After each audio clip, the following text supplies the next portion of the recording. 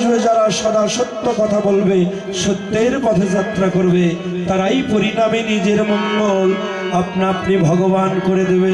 তাই তো শাস্ত্রকার বললেন, যারা প্রকৃত ভক্ত, যারা প্রকৃত মানুষ, ভক্ত কবু নাহি করে নিজের মুক্তির কামনা, মুক্তি এসে কেবল তারই দ্বারে সর্বক্ষণ করে আনা আর গোনা। হরি বল, হরি বল।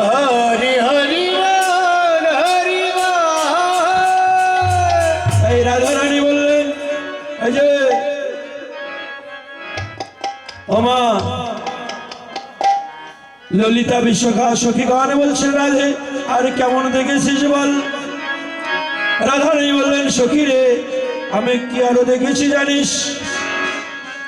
নাচিছে ময়ূর জলদপরি, নাচিছে ময়ূর জলদপরি, নাচিছে ময়ূর জলদপরি, নাচিছে ময়ূর জলদপরি। অলিগণ সব মেঘের ঘিরে, অলিগণ সারা মেঘের ঘিরি, অলিগণ সব মেঘের ঘিরে, অলিগণ সব মেঘের ঘিরি। মেঘে বুঝি বড় ভালোবাসে, ওরে মেঘ বুঝি বড় ভালোবাসে, মেঘে বুঝি বড় ভালোবাসে। ওরে মেঘ বুঝি বড় ভালোবাসে। ঘিরে ঘিরে বসে আছে মেঘে বুঝি তারা ভালোবাসে, ওরে ঘিরে ঘিরে বসে আছে মেঘ বুঝি ভালোবাসে। নাচিছে ময়ূর জলদপরি, অলিগণ সব মেঘের ঘিরি। অলি মানে কি? অলি মানে মৌমাছি, হ্যাঁ ভ্রমর, বাহ, মেঘের ঘিরি। আচ্ছা, নাচিছে ময়ূর জলদপরি, জলের উপরে জীবনে কোনোদিন শুনেছিলেন ময়ূর নাচে? কিভাবে নাচে? মেঘের উপরে, এই যে জলের উপরে কোনোদিন ময়ূর নৃত্য করতে পারে না। তাই রাধারানী সখীগণ বলছে, রাধে তুই দেখেছিস ঠিকই, কিন্তু বুঝতে ভুল করেছিস। নাচিছে ময়ূর জলদপরি, অলিগণ সময় মেঘের ঘিরি। তবে শোন, তুই যে বললি মেঘের উপরের ময়ূর নৃত্য করছে, ওটা না। তুই যেটা মেঘ দেখেছিস সেটা মেঘ নয়, কারণ কৃষ্ণের কেশ কালো। কি কেশ কালো না? মেঘের বরণ না? তো কৃষ্ণের মস্তকে ছিল সিকিপুচ্ছ ময়ূর পাখা। ওই পাখাটা যখন দুলেছিল, রাধারানী ভেবেছিল, কারণ ভালোবাসার নয়ন তো অত ধৈর্য ছিল না, তো রাধারানী ভেবেছিল মেঘের উপরে ময়ূর নৃত্য করছে, কিন্তু ওটা ময়ূর নয়, ওটা ছিল ময়ূর পাখা। আর যেটা মেঘ দেখেছিল সেটা মেঘ নয়, এটা ছিল আমার গোবিন্দের কেশ। গোবিন্দের মাথার উপরে সিকিপুচ্ছ ময়ূর পাখা যখন বাতাসে দুলেছিল, রাধারানী মনে মনে ভেবেছিল যে মেঘের উপরে মনে হয় ময়ূর নৃত্য করছে। সখীগণ বলছে, তা ভুল করলি রাধে। রাধারানী বলল, তা যদি ভুল হয়ে যায়, আমি আরো কি দেখেছি জানিস? আরো এক অপরূপ কহিতে নারী, আরো এক অপরূপ কহিতে নারী, আরো এক অপরূপ কহিতে নারী, আরো এক অপরূপ কহিতে নারী। যথা মেঘে তথা না রহে বাড়ি, যথা মেঘে তথা না বহে বাড়ি, যথা মেঘে তথা না রহে বাড়ি, যথা মেঘে তথা না বহে বাড়ি। মেঘে আসে তার বরিশন নাই, ওরে মেঘ আছে তার বরিশন নাই রে, এমন উল্টা গতি দেখি নাই রে, মেঘ আছে তার বরিশন নাই রে। এমন উল্টা গতি দেখি নাই রে, মেঘ আছে তার বরিশন নাই রে। আরো এক অপরূপ কহিতে নারী, যথা মেঘ তথা না রহে বাড়ি। মেঘ লাগে এক জায়গায়, বরিশন হয় আর এক জায়গায়, এমন উল্টা গতি আমি জীবনে দেখি নেই। ও বাবা, এটা সম্ভব? মেঘ যদি লাগে পশ্চিমে, বরিশন হবে পূর্বে, কি হবে? কোথায় হয়েছিল? কোন দেশে? বাংলাদেশে? উড়ে আসে না, তবু তুমি একটা যখন আসে তখন বরিশাল হয়। কিন্তু দেখলেন রাধারানী মেঘ লেগেছে এক জায়গায়, কিন্তু বরিশাল হচ্ছে আর এক জায়গায় একই সঙ্গে। এটা কি করে সম্ভব হয়? সত্য, তবে ওই আকাশের মেঘ নয়। সখীগণ বললেন, রাধে তুই যেটা মেঘ দেখেছিস সেটা মেঘ নয় রে, কৃষ্ণ বিরহ ব্যথা। কোন অনুরাগীর ভক্তের যদি এই হৃদয় আকাশে মেঘ লাগে, এই হৃদয় আকাশে মেঘ লাগে, কিন্তু এই হৃদয়ে বরিশন হয় না। কোন অনুরাগী যখন ভক্ত ভক্তে প্রেমালিঙ্গন হয়, ওই মেঘে মেঘে ঘর্ষণে ওই মেঘগুলো গলে গলে উজানবাহী যেন নয়নের পথে উঠে, যেন নয়নের পথে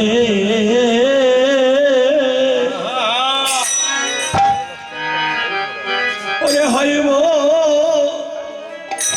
ও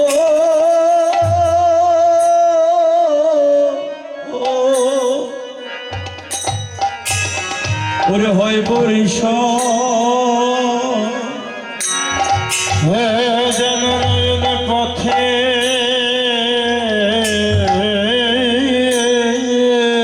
হরি বল হরি বল। ওরে হইব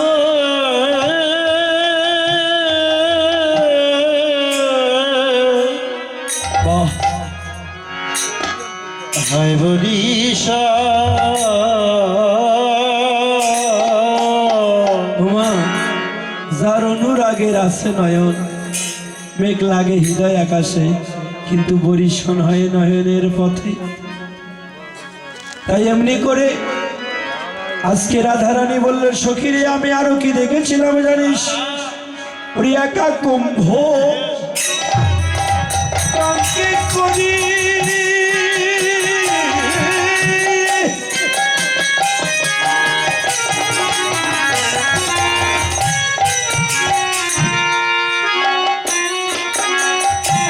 ওরে যমুনাতে জল ভরি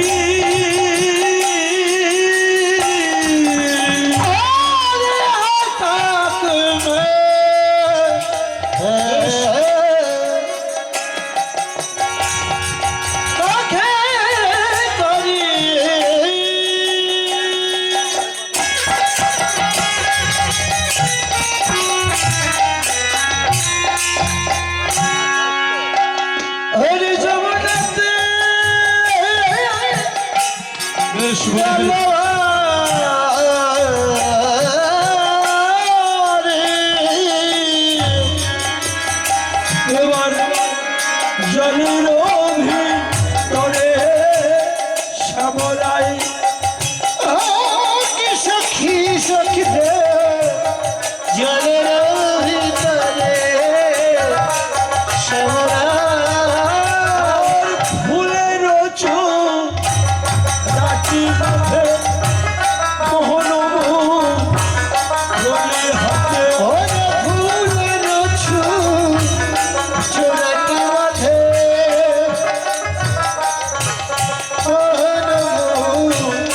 মুরলি হাতে পূর্ণ কানো জলেতে মেশা সখী সখী জলতে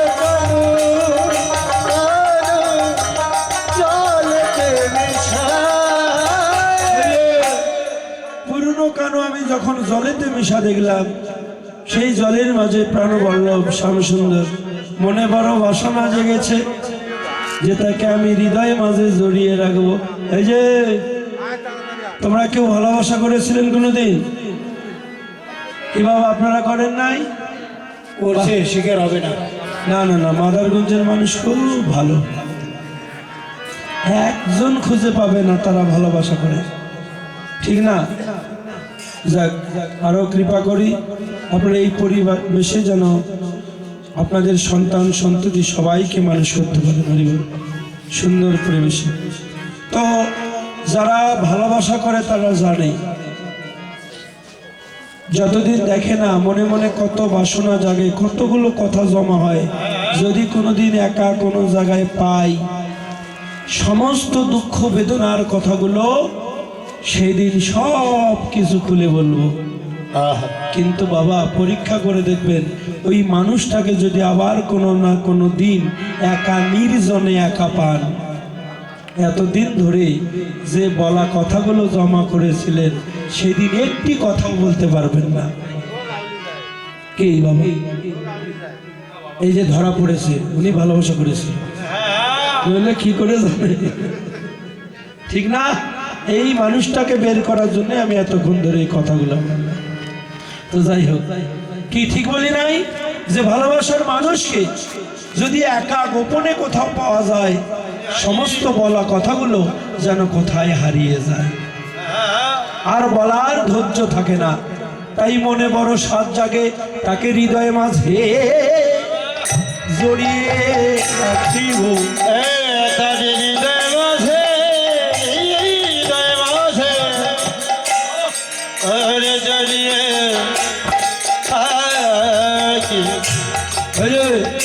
এমনি করে যখন রাধারানীর হৃদয়ে মাঝে বাসনা জেগেছে, তাই হৃদয়ে জড়িয়ে রাখবে বলে আজকে যেন কি করলেন, ওরে অনেক প্রবন্ধ করি হরিবারে যাই হরি,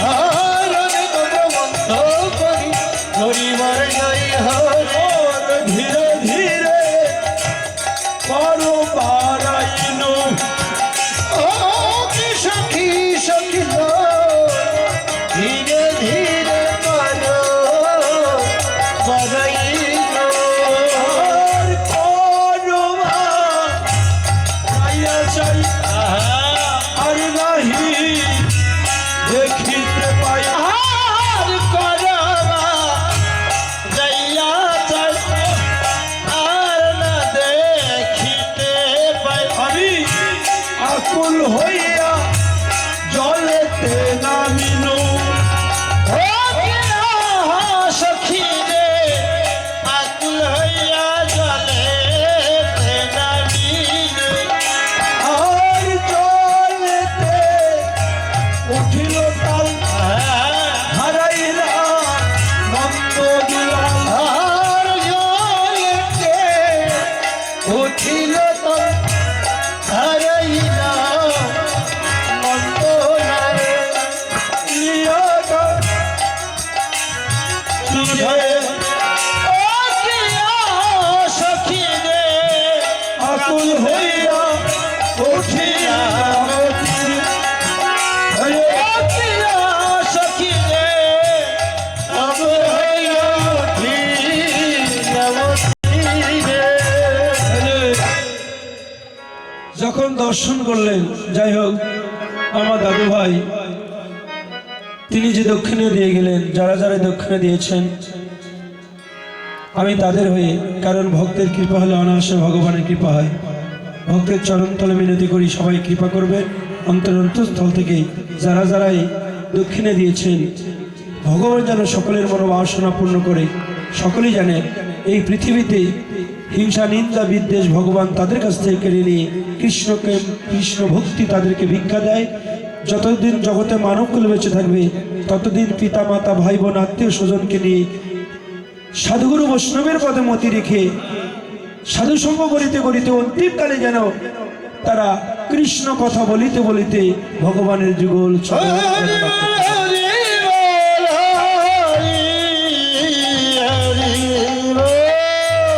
আচ্ছা, তাহলে যখন ধরবো বলে জলে নেমেছিলাম, এই যে ওই যে জলে যখন পরশ করলেন ঢেউ উঠবে না? যখন ঢেউ উঠেছে ওই ছায়াটা কি থাকবে? ছায়াটা মিশে গিয়েছে। তাই জলে ডুবে দেখে আর গোবিন্দ নাই। তাই না দেখি বন্ধুর মুখ, হইল পরম দুঃখ, কান্দিয়া কান্দিয়া এলাম ঘরে। ওই যে ধরতে গায়ে হারালো। এখানে কি শিক্ষা পাওয়া গেল? যে ওই যে কামনা বাসনার যখন ঢেউ উঠেছিল, ওই যমুনার জলের ঢেউ নয়।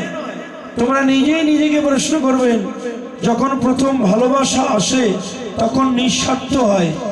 কি দুজন দুজন যখন ভালোবাসা শুরু হয় তখন দুজনার মাঝে নিষ্কাম থাকে, নিঃস্বার্থ, কেউ কিছু চায় না, সবাই খালি দিতেই চায়। কি কেউ কারো কাছে কিছু চায় না, সবাই দুজন দুজনকে খালি দিতেই চায়, বিনিময় কিছু চায় না। স্বয়ং ভগবানও ফেল হয়, এত ত্যাগী হয় তারা। কিন্তু এই ভালোবাসা যখন নিকটে যায়, যখন ভালোবাসা আদান প্রদান হয়, স্বার্থ ফুরাইয়া যায়, ভালোবাসা খুঁজে দেখে জানলা কোথায়, ভালোবাসা খুঁজে বেড়ায় জানলা কোথায়, কোন রাস্তা দিয়ে চলে গেলে তাড়াতাড়ি হবে। তাই তোমরা নিকটে যেও না। শ্রীমদ্ ভগবত গীতায় বললেন কাম হচ্ছে জীবনের চিরশত্রু। এই কাম একটা মানুষকে ধ্বংস করতে পারে।